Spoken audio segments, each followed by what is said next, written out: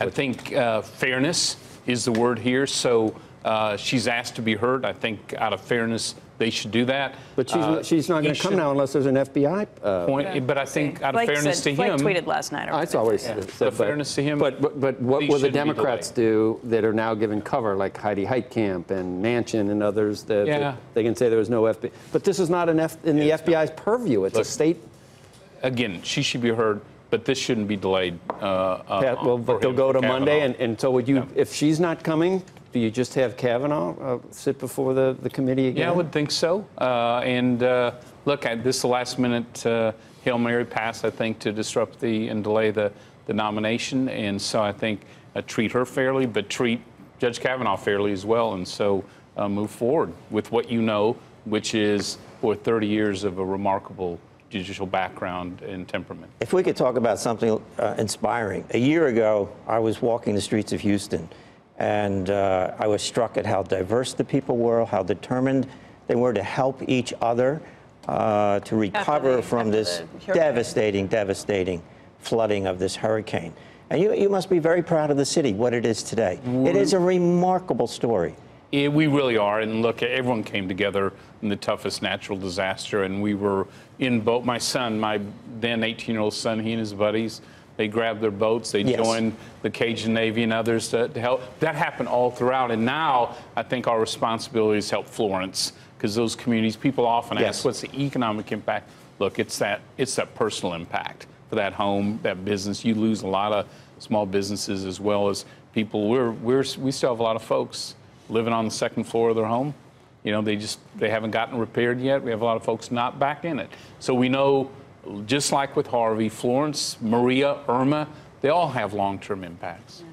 Chairman, can I ask you about trade, too? It's a topic we've spent a lot of time on this morning. Yeah.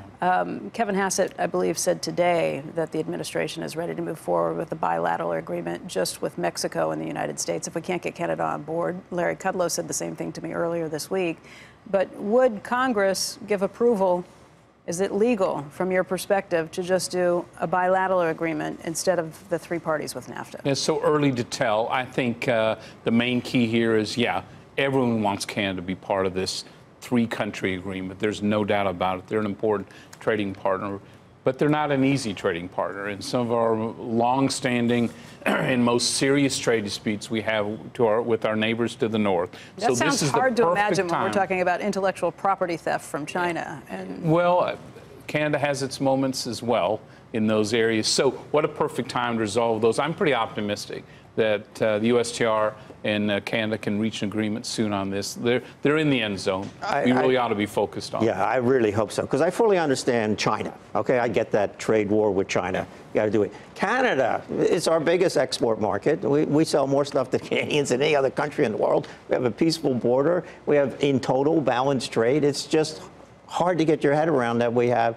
There's some dispute here with Canada that can't. Thinking of them as their enemies is a new sort of. Yeah, it's hard to get your head around. I do think. Of all the fights you can pick in the world, why the Canadians? Well, this is not unusual. Canada dragged its feet in TPP as well. In fact, the Obama administration was moving forward without them at that point. So, look, Mexico's come to the table. An agreement's been reached. I think it's really important Canada come to the table in a serious way. We're not going to leave Mexico hanging. Who would have thought that Mexico would have got to the finish line? Although the timing's pretty difficult from them politically, too. There's, I believe, an election in Montreal the day before, or the day after the deadline for these talks being reached. I think, look, it's Canada needs to really step up here this week.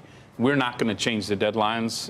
Republicans in the new trade rules, we opened up the process to the public. We made it more deliberate. We're going to stay with that timetable. So I really think, will there be discussions if Canada decides to delay into the next year? Will there be conversations about how we move forward with Mexico? Yes. We're not going to leave them hanging in this process. So you don't want to mess with this guy. You see what he did, right? He's pretty cagey. You got your border adjustment tax with China.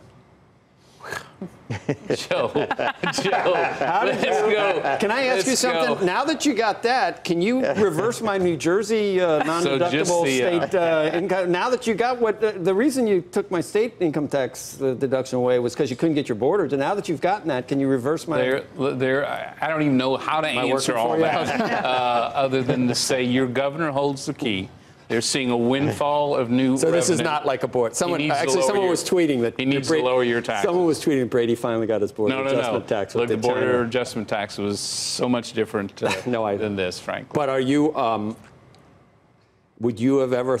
I mean, a year ago, would you have thought we'd be talking about $500 billion in possible tariffs at 25% with China? Not necessarily, but I think one of our arguments for considering the border adjustment tax at the time, in the end, it became too divisive, and we had to unite behind tax reform. But at the time, our argument was we can live in that type of environment with the rest of our competitors, or live in more of a tariff world. We're in that right now, and I think now how we help guide the president toward targeting the unfair trade practices of China and lifting the pressure off the fairly traded goods and in countries we do deal with, Canada, except Mexico, Canada. and Europe. Yeah, look, I think Canada will be there. I think it's in their interest, it's in our interest. So don't delay would be my message. So would you give me two different answers if you had to bet on what happens in the House? If you were actually putting your money down, what would the outcome be, and what would you say is Kevin Brady, Republican from Texas? What will the end result be for the House? So they'd both be the same. We lose some seats and maintain the majority. Really? It's going to be a tough fight. But when you look at the individual races, rather than just generic polls, look, our candidates reflect their districts, those values. They're as good as they get. And so I think at the end of the day, Republicans show up to vote, and our candidates' strengths, our incumbent strengths, prevail.